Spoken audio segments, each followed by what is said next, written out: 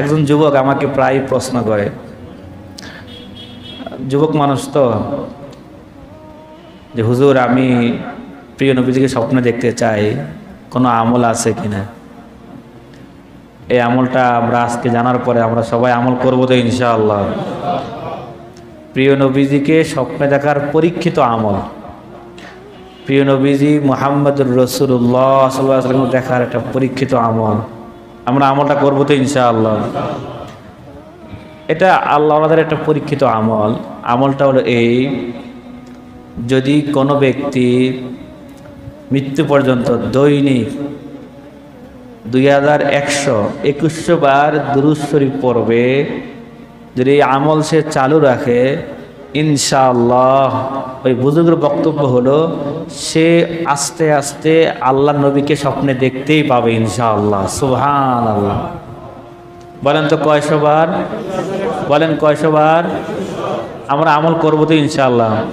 যদি এক জায়গায় পড়া সম্ভব হয় পড়বেন, অথবা হাঁটতে হাঁটতে, চলতে চলতে, নামাজের পর, ঘুমানোর আগে, সকালে, রাত্রেবেলায়, আসরের পরে, নামাজের আগে পরে করবো তো ইনশাআল্লাহ। দুরূদের আমল ভাই দামি আমল, অনেক দামি আমল। এত দামি আমল দেখেন না, দোয়া কবুল হওয়ার জন্য দুরূদ শর্ত। যেই দোয়ার আগে দুরূদ থাকবে, পরও দুরূদ থাকবে, ওই দোয়া কবুল হবে। যেই দোয়ার আগে পরে দুরূদ নাই, সে দোয়া সহজে কবুল হয় না। সুবহানাল্লাহ। দুরূদ আল্লাহর অনেক প্রিয় জিনিস, প্রিয় আমল, এটা কবুল। এই জন্য আমরা সকলে এই আমলটা করবো তো ইনশাআল্লাহ। আমরা গুনাহগার হতে পারি ভাই, পাপী হতে পারি, কিন্তু রসুলকে আমরা ভালোবাসি, ঠিক কিনা বলেন?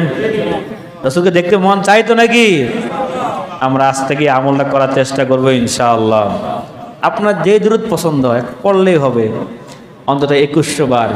মা বোনেরা আপনারাও করবেন ইনশাআল্লাহ, আমার ভাইয়েরা, আমার যুবক ভাইয়েরা আপনারাও করবেন ইনশাআল্লাহ। করবেন তো ইনশাআল্লাহ? দেখবেন ইনশাআল্লাহ, ইনশাআল্লাহ দুরূদের বরকতে একদিন না একদিন সাক্ষাৎ হয়ে যাবে, সাক্ষাৎ হয়ে যাবে, সাক্ষাৎ হয়ে যাবে।